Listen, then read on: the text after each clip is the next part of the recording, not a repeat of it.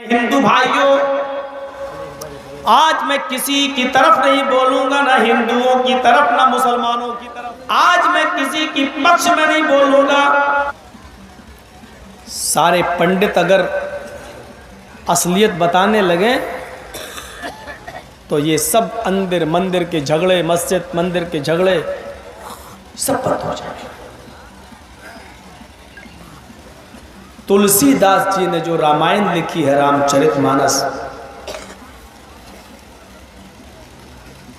उसकी आखिरी लाइन है। तुलसीदास जी ने रामायण जो लिखी वो उसी बाबरी मस्जिद के सहन पर लिखी,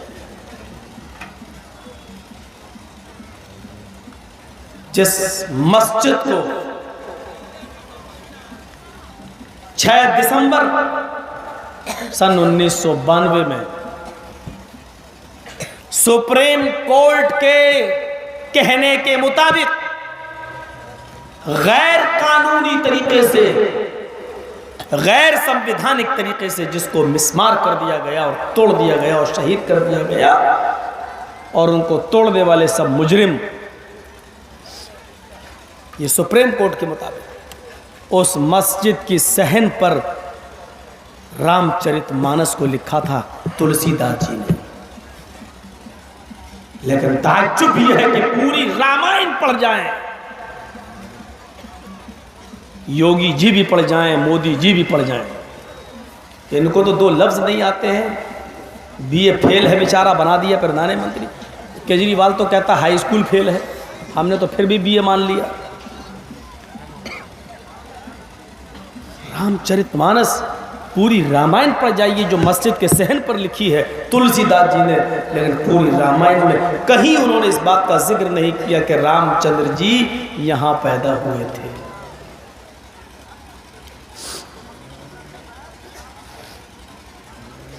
इस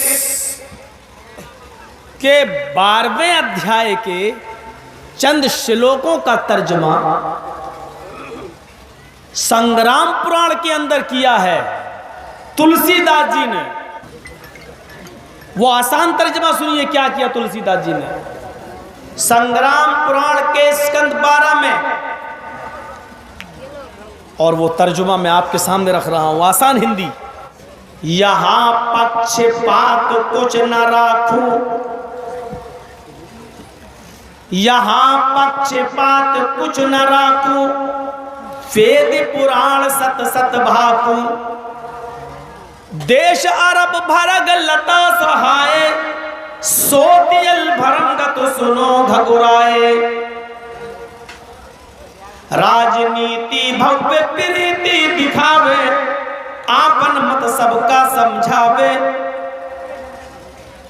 तब तक मत दी कोया, तब तक मत दी कोया, बिना महामद पार न होया। तुलसीदास जी के इन शब्दों पर गौर कीजिए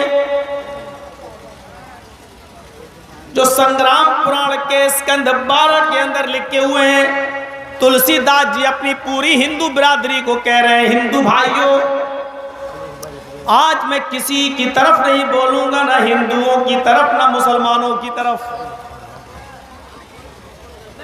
आज मैं किसी की पक्ष में नहीं बोलूंगा।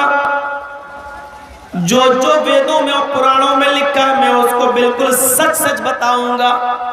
यहां पक्षपात कुछ न राखूं, वेद पुराण सत सत भाकूं। आज मैं किसी का पक्षपात नहीं करूंगा, किसी की हिमायत नहीं करूंगा, किसी की तरफ नहीं बोलूंगा। जो वेदों में और पुराणों में जो जो लिखा है उसको मैं बिल्कुल सच सच बताऊंगा। वेदों में और पुराणों में क्या लिखा है, वेदों में और पुराणों में क्या लिखा है। देश अरब भरग लता सहाय, सोतियल भरंगत सुनो घगुराए। अरब का मुल्क, अरब देश, देश अरब, अरब देश 14वीं रात के चांद या जोहरा सितारे के मानिंद चमकेगा। देश अरब भरग लता सहाय, अरब का मुल्क, अरब कंट्री, अरब देश ज़ोहरा सितारे चौमीरात के चांद की तरह चमकेगा।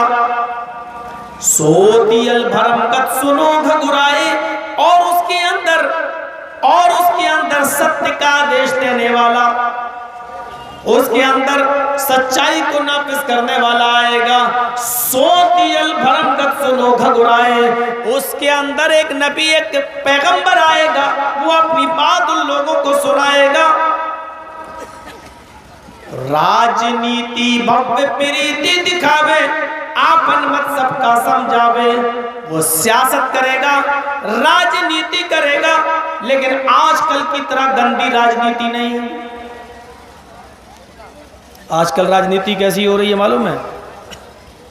जब मनमोहन सिंह की सरकार थी तो यही स्मृति ईरानी चूड़ियां लेके पहुंच गई थी मनमोहन सिंह को पहनाने के लिए। प्याज इतने रुपए किलो हो गई।